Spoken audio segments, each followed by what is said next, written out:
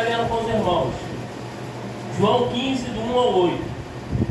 Eu sou a videira verdadeira e meu pai é o lavrador.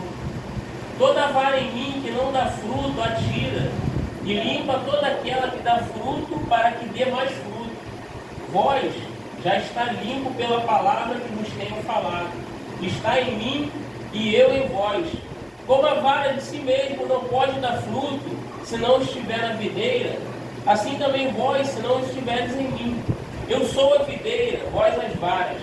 Quem está em mim e eu nele, esse dá muito fruto, porque sem mim nada podereis fazer.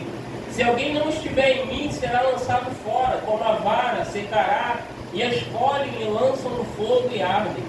Se vós estiveres em mim, e as minhas palavras estiverem em vós, pedires tudo o que quiseres, e vos será feito. E nisto é glorificado meu Pai, que deis muito fruto, e assim serei meu discípulo. Amém, meu irmão? Amém. Oh, glória. Aleluia. Aleluia. Irmãos, Jesus aqui ele declara que ele é a videira verdadeira e que o Pai é o lavrador e que nós somos as varas. Porém, irmãos, esse privilégio de a gente ter sido enxertado na videira foi alcançado o quê? Pela infinita misericórdia e graça do Senhor, que desde o princípio da fundação do mundo já é notória. A Bíblia diz que quando o Senhor cria todas as coisas e constitui Adão e Eva para dominar sobre a face da terra, ele só deu uma ordenança para que eles não comessem da fruto do conhecimento do bem e do mal. E os irmãos conhecem, Adão peca, transgride o mandamento, e quando ele peca, ele nota que está nu. Então ele faz aventais de folhas para ele e para Eva. E quando o Senhor se apresenta a eles, na viração do dia, eles fogem da face do Senhor. Quando o Senhor chama eles, eles falam, Adão fala, melhor dizendo, eu fugi porque eu estava nu. Quem te falou que estava nu, Adão? Comeu da fruta, do fruto que eu ordenei que não comesse? Então a Bíblia diz que ali Deus dá a sentença do pecado deles, e após isso, Deus faz aventais de pele para os dois.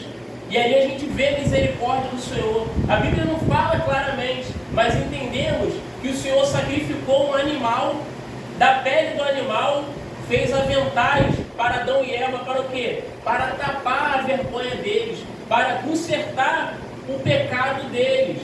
E ali, desde o princípio, a gente vê que um animal foi sacrificado por causa do pecado de Adão e Eva.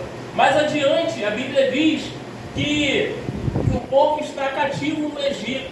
O povo clama, o Senhor ouve, o Senhor levanta a Moisés como libertador do povo da terra do Egito. E ali Moisés, ele como libertador, ele faz tudo que Deus manda. O coração de Faraó está endurecido.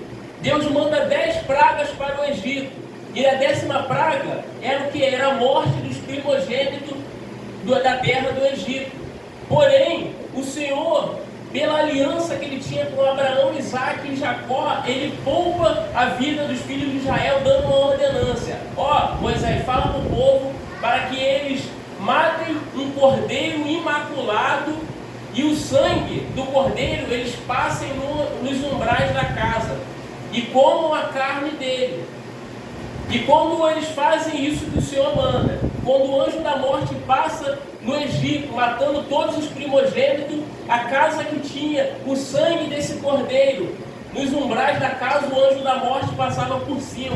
Mais uma vez a gente vê a misericórdia do Senhor para o seu povo. Glória a Deus. Então, depois que o povo é libertado, a Bíblia diz que o Senhor, através de Moisés, dá ordem às leis dos 10 mandamentos e manda o quê? Construir um tabernáculo, da onde haveria a presença do Senhor, estaria com o povo para todo sempre ali.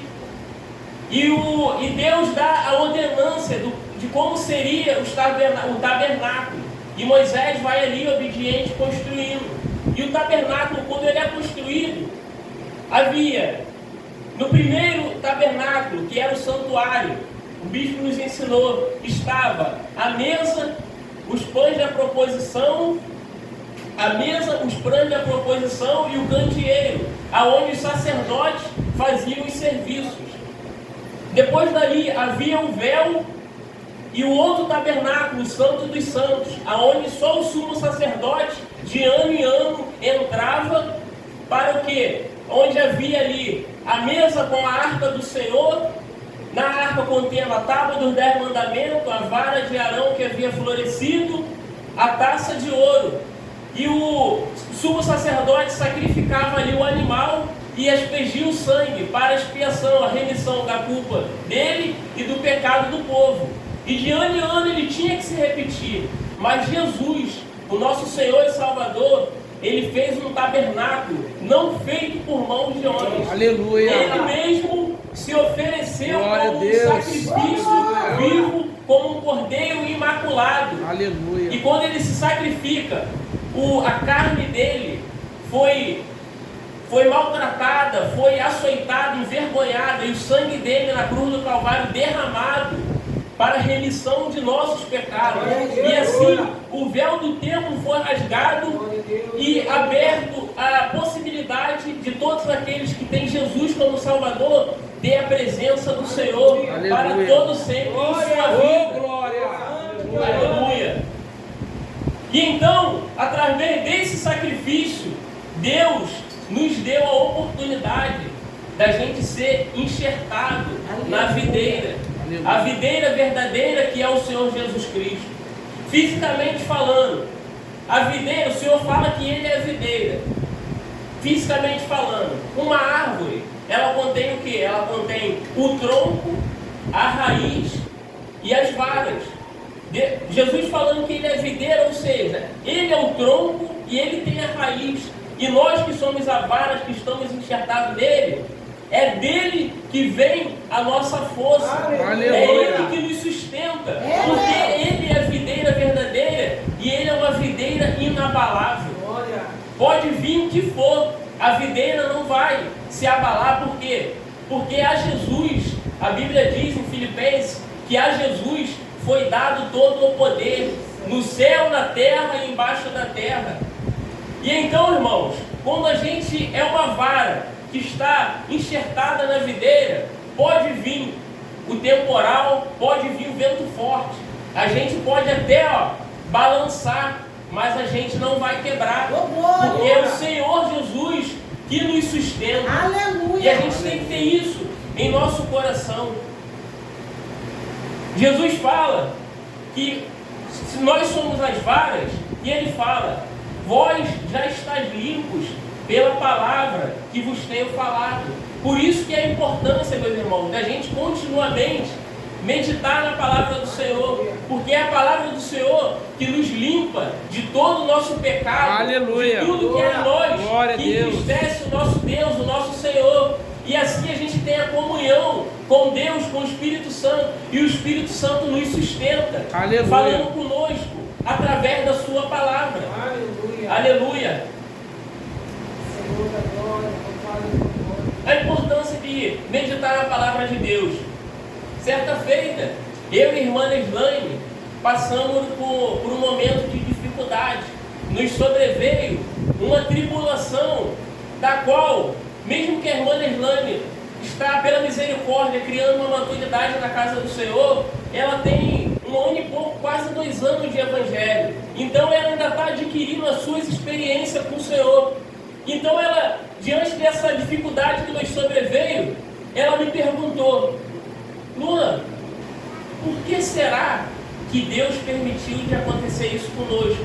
Por quê? Porque na cabeça dela, a gente andando em retidão, se desviando do mal, tentando fazer o certo, ela ficou se perguntando, um questionamento que é normal a gente se perguntar às vezes. Ela pergunta: por que o Senhor, será que permitiu de acontecer isso?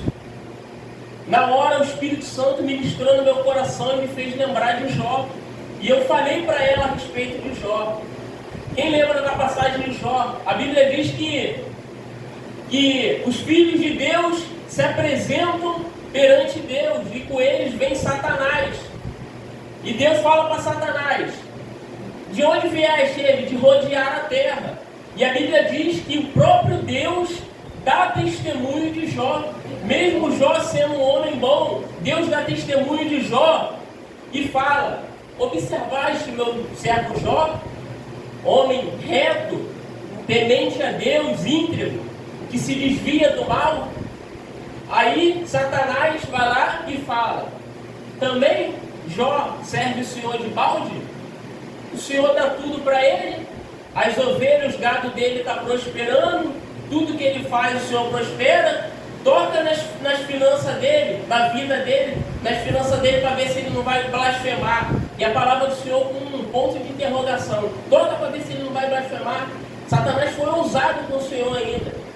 E Deus vai lá e fala: vai lá, toca, pode tocar, só não toca unicamente na vida dele. E os irmãos conhecem a passagem de Jó. Mesmo ele sendo homem reto, íntegro e temente a Deus, Deus permitiu e provou ele. Verdade. Mas mesmo com a provação, ele perdendo os filhos, perdendo todas as suas finanças, Jó, ele se prostra diante do Senhor e fala: Deus me deu, Deus tomou, bendito seja o nome do Senhor.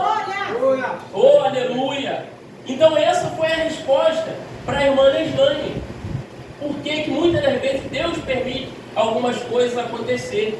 E eu, no meu particular, depois disso, eu pensando, porque mesmo a gente estando enxertado na videira, meus irmãos, o Senhor sendo a nossa força, isso não nos impede de muitas das vezes o nosso coração ficar entristecido, a nossa alma ficar abatida, porque nós somos seres humanos. Até a Bíblia diz que quando Jesus vê Marta e Maria chorando, Jesus chorou.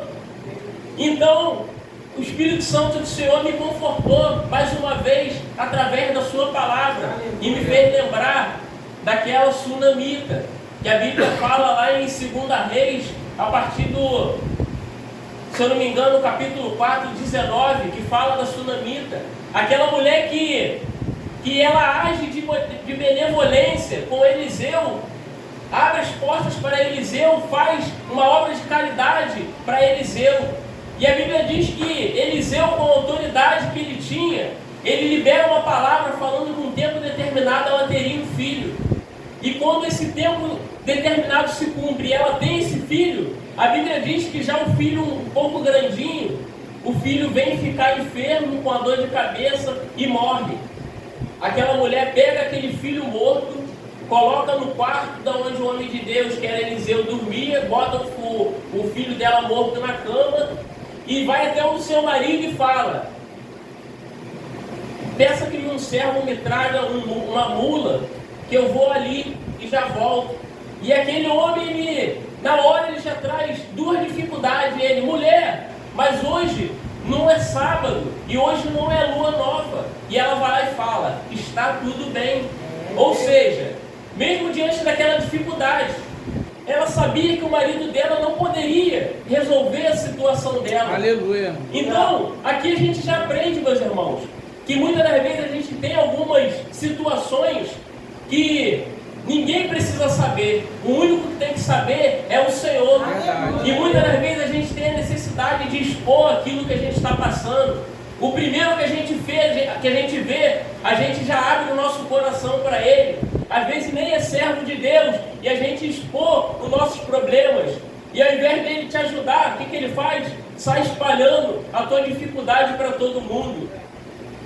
E a gente aprende aqui com a sunamita que a gente tem que, o primeiro que a gente tem que desabafar é o Senhor. Aleluia. Mais adiante a gente vê que quando ela chega, que ela está chegando perto de Eliseu, Eliseu vê ela de longe e manda Geazi ao encontro dela.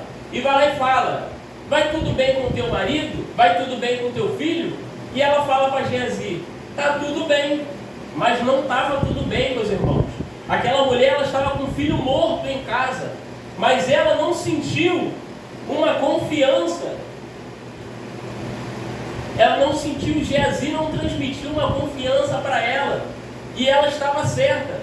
Porque quem conhece a história viu que mais adiante Geazi trocou o ministério dele por uma muda de veste e por ouro e prata, mentindo para o homem de Deus e correndo atrás do Naamã, o sírio. Então ela não sente uma confiança, ela, creio eu que quando ela vê Geazi, ela pensou, não é ele que vai me ajudar. Ele pergunta a ela, tá tudo bem. Mas quando ela chega diante de Eliseu, ela se humilha, se prostra diante de Eliseu e fala, e é sincera, ela é ousada, ela fala, eu não falei para que você não mentisse para a tua serva, porventura eu te pedi algum filho? E Eliseu ali, ele vai lá, ele manda Geazi tocar com o cajado dele e nada adianta. Depois Eliseu vai e ressuscita o filho daquela mulher. Ou seja, mais uma vez eu digo, quando você tem um problema, uma dificuldade, a gente tem que depositar na mão do Senhor Jesus, porque é Ele que tem poder para resolver o nosso problema. Nós não temos que desabafar em status, no Instagram, não temos que desabafar em qualquer tipo de rede social, e sim no altar do Senhor, e sim entrar na porta, no nosso quarto, fechar a nossa porta, e nosso Pai Celestial, que em segredo contempla o nosso coração, em segredo vai nos recompensar, vai nos honrar.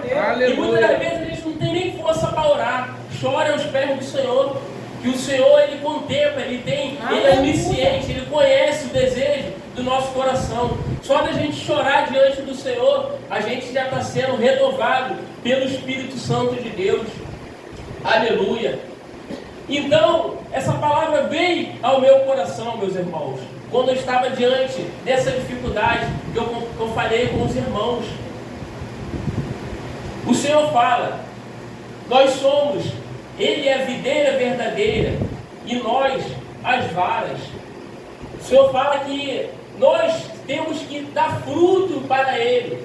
O Senhor, Ele nos chamou para que a gente venha dar fruto para o reino dos céus. Aleluia. Mas temos que fazer isso, meus irmãos, com perseverança. Temos que honrar o sacrifício de Jesus na cruz do Calvário.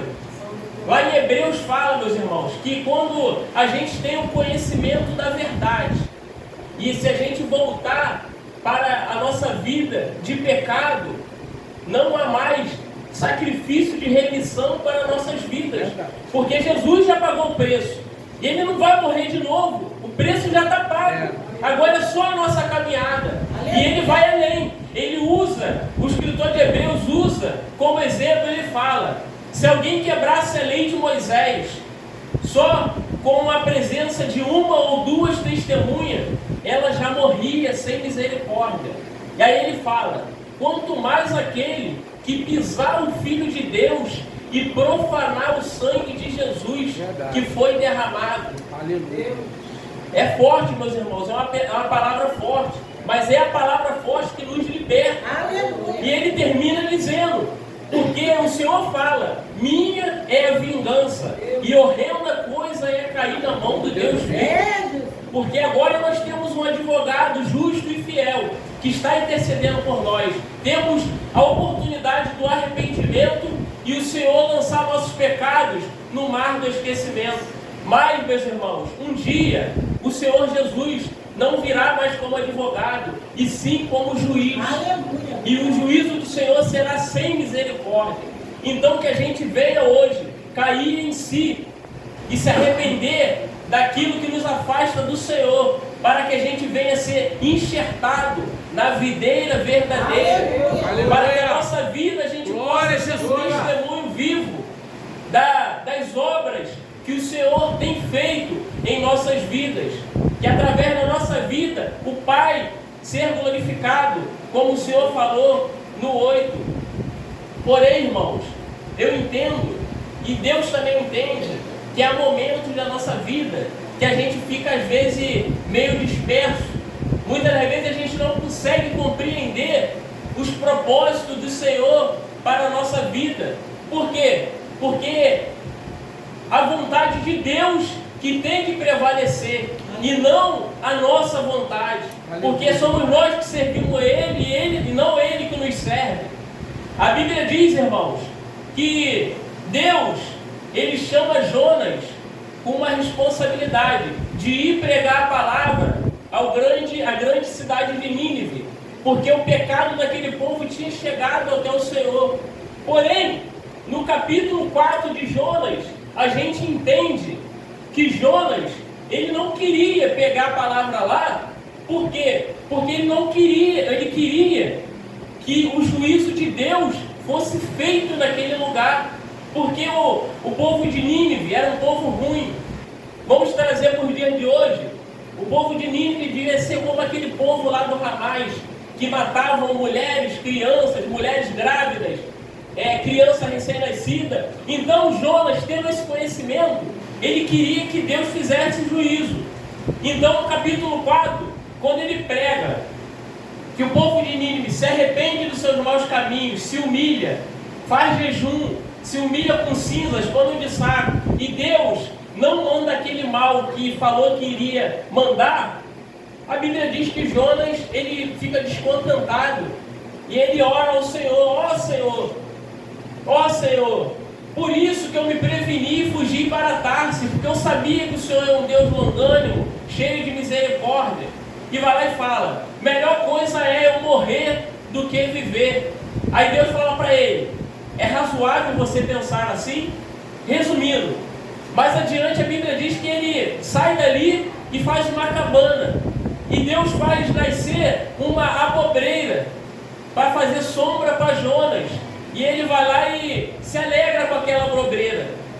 A Bíblia diz que quando vai passar o outro dia, o Senhor manda um bicho e consome aquela abobreira, e quando ele está dormindo, o sol começa a vir tão forte que ele desmaiou. Quando ele retorna à consciência, que ele vê que a abobreira morreu, ele vai lá e fala: ó Senhor, de novo, ó Senhor, melhor eu morrer do que viver. Então Deus vai lá e fala para ele: é razoável que você pense assim? Teve compaixão de uma abobreira que você nem semeou, nem trabalhou por ela, que nasceu num dia e morreu no outro.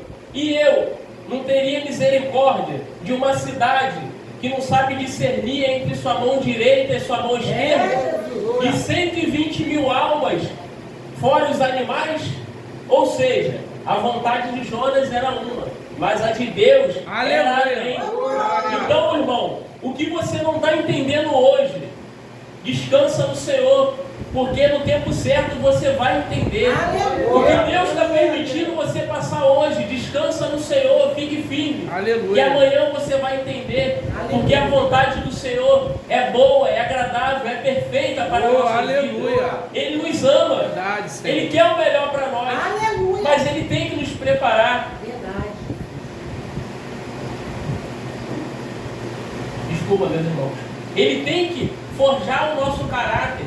Se Deus ele der tudo aquilo que o nosso coração almeja, que os nossos olhos almejam, ao invés de a gente dar fruto para o Senhor, fazer a vontade dele, a gente vai querer só fazer a nossa vontade. Vamos querer viver só para os nossos próprios deleites e não vai viver aquilo que Deus preparou para nós. Temos que entender o propósito de Deus para nossas vidas. Aleluia. E nem tudo que a gente quer faz parte do propósito do Senhor. O Senhor não vai acrescentar. Por isso que nós temos que buscar a saber o que o Senhor quer de nós. Um homem que determinado tempo não entendeu, a cabeça dele entrou em parafuso a respeito do propósito dele aqui na terra, que foi João Batista. A Bíblia diz que João Batista era cumprimento de uma profecia: voz do que clama nos desertos, endireitai o caminho do Senhor. E a Bíblia diz que no tempo determinado nasceu João Batista, depois Jesus. João Batista começa o seu ministério primeiro, pregando no deserto, e todos vinham até ele, e ele pregava o batismo do arrependimento.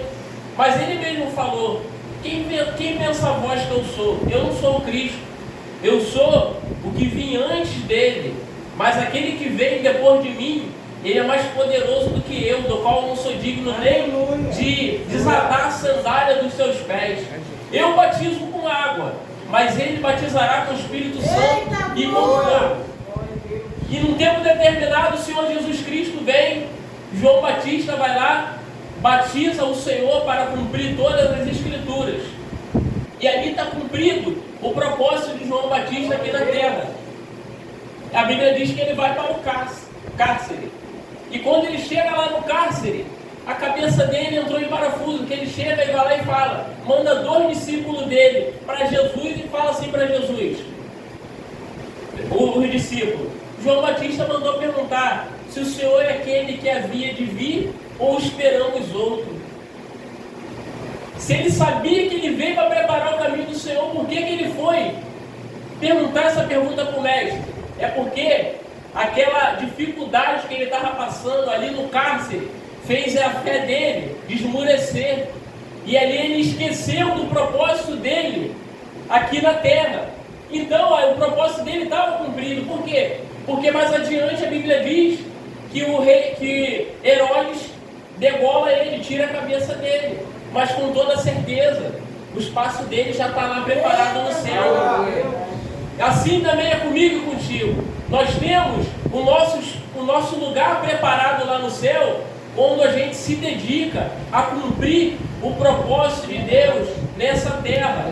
Há muitas almas, meus irmãos, da onde a gente mora, na nossa família, que depende de nós, que depende da palavra que o Senhor tem nos dado, que precisa, que Deus tem nos dado a ferramenta para alcançar essas almas, que a gente não venha negligenciar aquilo que o Senhor colocou em nossas mãos, que a gente venha cumprir o propósito de Deus. E um homem que entendeu o propósito do Senhor e mesmo diante da morte, não ficou triste, não desanimou, foi o apóstolo Paulo, que foi chamado para o quê? Para levar o Evangelho aos gentios, e pela misericórdia chegou até nós. Paulo, quando ele teve um encontro real e verdadeiro com o Senhor, ele honrou o sacrifício de Jesus e honrou aquilo que o Senhor tinha colocado na mão dele. Inaugurou todas as igrejas, e mesmo depois de ter sido preso, quando chegava a ele as notícias que as igrejas não estavam indo bem, ele mandava cartas instruindo a igreja. Mas quando ele viu que o propósito dele estava se cumprindo, ele declara a Timóteo, numa carta a Timóteo, Timóteo, está chegando o tempo que eu vou ser oferecido para o povo.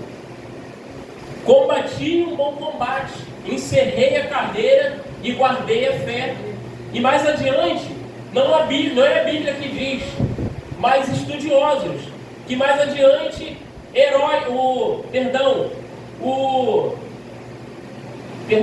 me falhou a memória do imperador.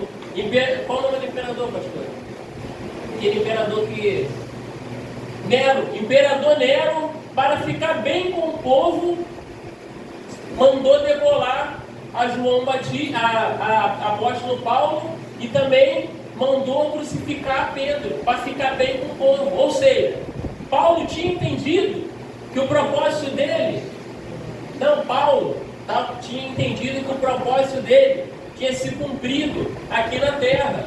Então, irmãos, que a gente venha ficar vigilante para entender aquilo que o Senhor quer de mim e de você, para que a gente venha honrar aquilo que o Senhor depositou em nossas mãos. Ele falou, está em mim e eu em vós, como a vara de si mesma não pode dar fruto, se não estiver na videira, assim também vós, se não estiverem em mim.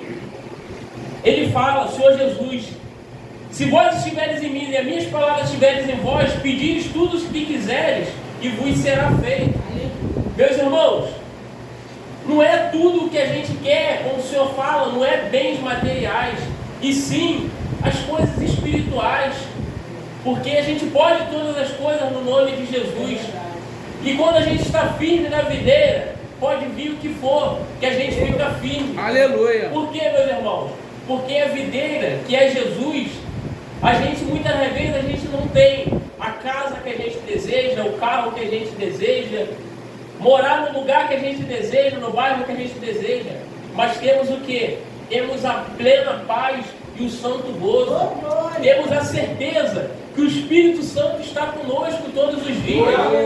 Dia após dia, a nossa fé é renovada quando a gente está firme na videira. A gente acorda de manhã, amanhã eu vou acordar 6h20, 7 horas da manhã, já estou na minha empresa lá no Marcel Gás trabalhando.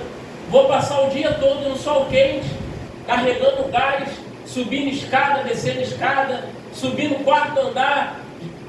Mas o Senhor é que me sustenta. Aleluia. E todos os dias eu acordo com alegria no coração. Glória a Deus. Por quê? Porque eu sei que eu não estou só.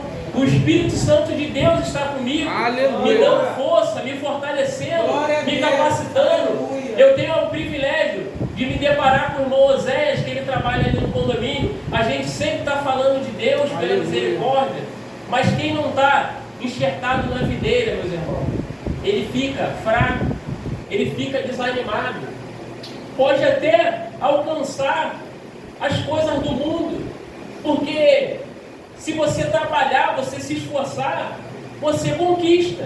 Aleluia. Mas as coisas do mundo, ela não nos traz a felicidade.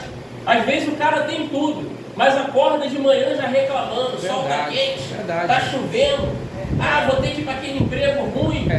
Quando se depara com as dificuldades do emprego, não está satisfeito com o meu emprego, não, então me manda embora. Aí a pessoa manda embora, arruma outro emprego, está ruim também. Por quê? Porque não tem o Espírito Santo, não tem vida em si mesmo.